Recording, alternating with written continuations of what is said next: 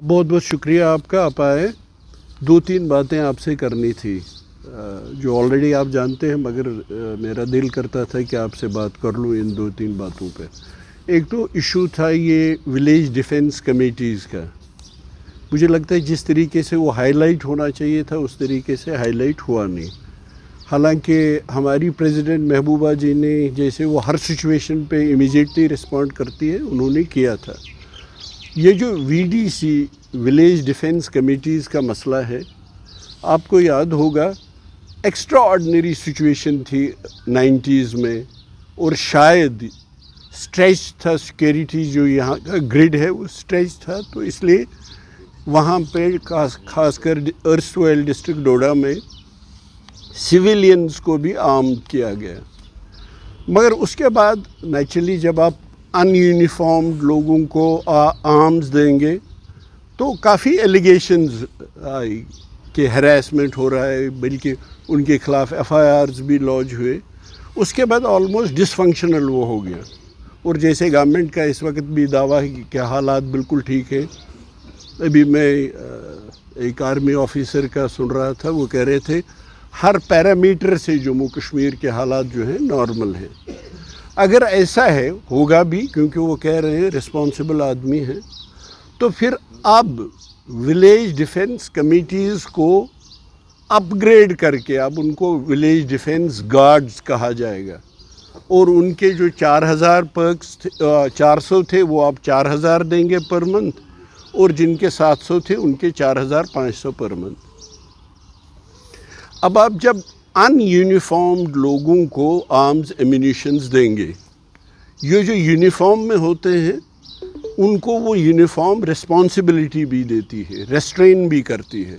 वो 10 बार सोचते हैं कि हमने यूनिफॉर्म पहनी है, इसलिए इन आर्म्स जो हमारे हाथ में है इसका मिसयूज़ और अब्यूज़ नहीं होना चाहिए। और जैसे मैंने कहा आपको पहले भी हुआ था। अब ऐसा क्यों किया गया? मेरे ख्याल में गवर्नमेंट को they owe it to the people of Jammu and Kashmir कि बता दें इस बात की ज़रूरत क्यों पड़ी। अगर ज़रूरत है तो बाकी जगहों पे आप रोज़ देख रहे हैं हमारे पंच जो इलेक्टेड हैं, सरपंच जो इलेक्टेड हैं, DDC मेंबर्स जो इलेक्टेड हैं, जब से वो इलेक्ट हो गए बेचारे वो अपने एरियाज़ में नहीं जा सकते, वो लोगों नहीं मिल सकते, उनको मारा जा रहा है, उनकी किलिंग्स हो रही है, और या तो वो हाइडिंग में है या उनका पॉसिबल नहीं है कि वो लोगों से मिले और वो मारे जाते हैं। तो अगर ऐसा है तो उनको भी फिर इसी तरीके से उनकी भी प्रोटेक्शन होनी चाहिए, क्योंकि हम रोज़ सुनते हैं पंच मारे गए, सरपंच मारे गए, और हर पार्टी के, वो PDP हो, NC हो, कांग्रेस हो, इवन BJP के हों। तो ये कि एक पर्टिकुलर एरिया में ही इससे शक शुबहात लोगों के दिलों में होते हैं, और मुझे लगता है government owes it to the people of Jammu and Kashmir कि वो एक्सप्लेन करें इसकी क्या ज़रूरत पड़ी, और वो पंच और सरपंच जो मारे जाते हैं उनका भी ख्याल रखा जाए। एक तो ये बात थी। दूसरी बात, जैसे हमारी प्रेसिडेंट महबूबा जी ने ऑलरेडी कहा था कि ये डिलिमिटेशन कमीशन आई वॉश है। अब देख लीजिए हमारे पास 5 इलेक्टेड रिप्रेजेंटेटिव्स हैं, इस वक्त सिर्फ 5 MPs हैं। उनको जो इंटरिम रिपोर्ट दी गई, उन्होंने जो ऑब्जेक्शंस दे दिए, अब देखिए वो ऊपर से तो नहीं आए हैं, वो तो इलेक्ट होके आए हैं। तो मेरे ख्याल में डिलिमिटेशन कमीशन को एक्सप्लेन करना चाहिए उन्होंने जो एतराज़ात दिए थे क्या उनमें से उन्होंने करेक्ट किए। अगर आप कश्मीर रीजन पे नज़र दौड़ाएंगे तो मेरे ख्याल में हबा कदल का नाम वापस हबा कदल रखा गया, हालांकि पहले ही एक नाम था जो हमारे कल्चर से जुड़ा हुआ था, हब खातून के नाम पे था। ये एक मतलब पहले तो समझ में नहीं आता कि नाम क्यों बदल दिया था। और दूसरा जी, मुग़ल मैदान नहीं, उसका वापस इंद्रवाल होगा।